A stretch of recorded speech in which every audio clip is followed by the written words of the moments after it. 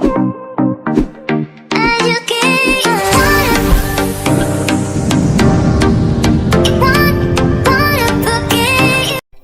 semua, salam sehat, salam pintar. Masih di channel yang sama, Lamalu Channel. Sebelum kita lanjut video ini, tolong support channel ini dengan cara mengklik tombol subscribe dan aktifkan tanda lonceng agar kamu memperoleh notifikasi terbaru dari channel ini. Dan jangan lupa like dan share jika kamu rasa video ini sangat bermanfaat. Terima kasih.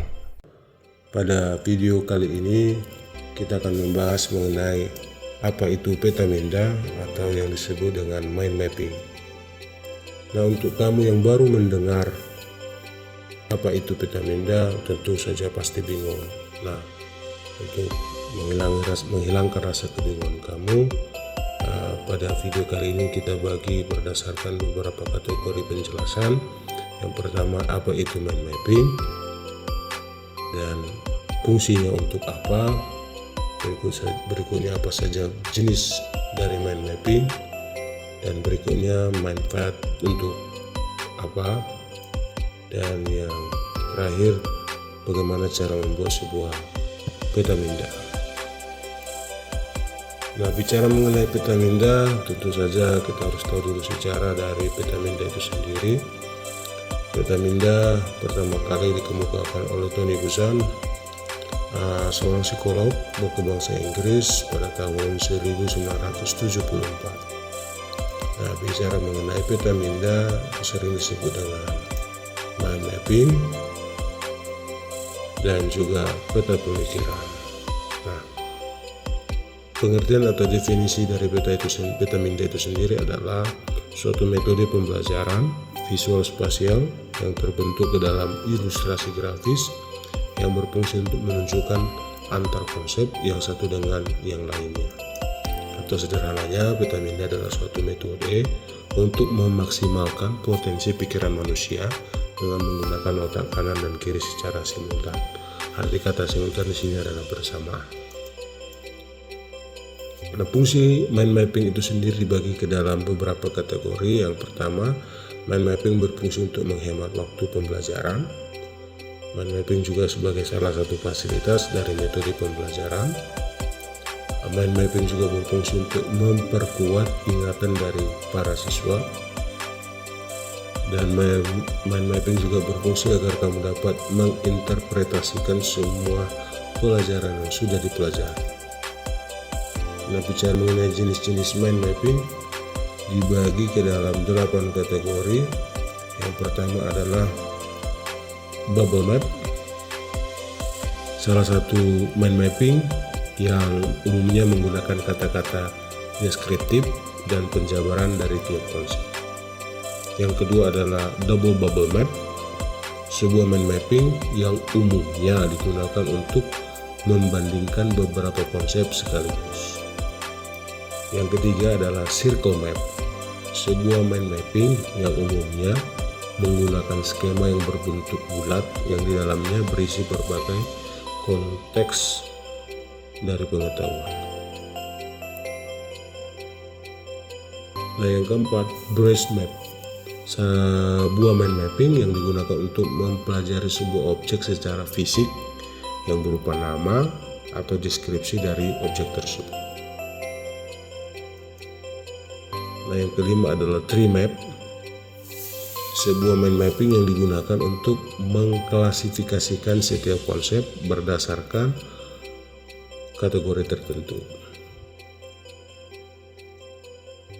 Nah, yang keenam adalah flow map, sebuah mind mapping yang digunakan untuk membuat sebuah urutan dari suatu proses.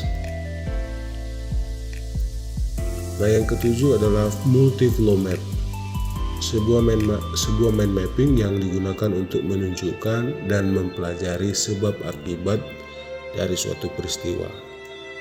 Nah, yang terakhir adalah bridge map, sebuah mind mapping yang digunakan untuk menggambarkan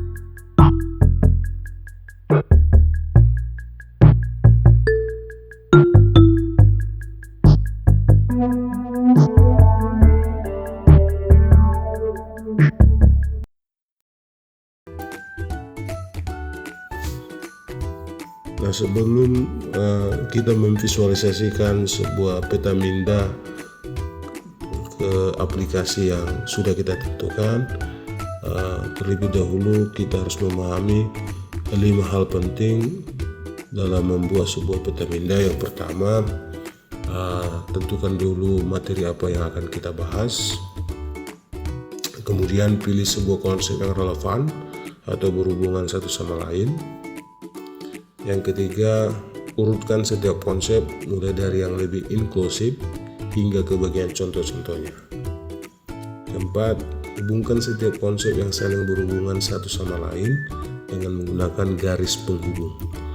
Nah, yang terakhir, lengkapi sebuah peta minda yang sudah dibuat dengan menggunakan konsep-konsep yang lebih khusus. Terima kasih telah menonton video ini sampai selesai. Dan jangan lupa support dan dukung channel ini dengan cara mengklik tombol subscribe dan aktifkan tanda lonceng. Jangan lupa juga like-nya dan share video ini jika kamu rasa bermanfaat. Terima kasih.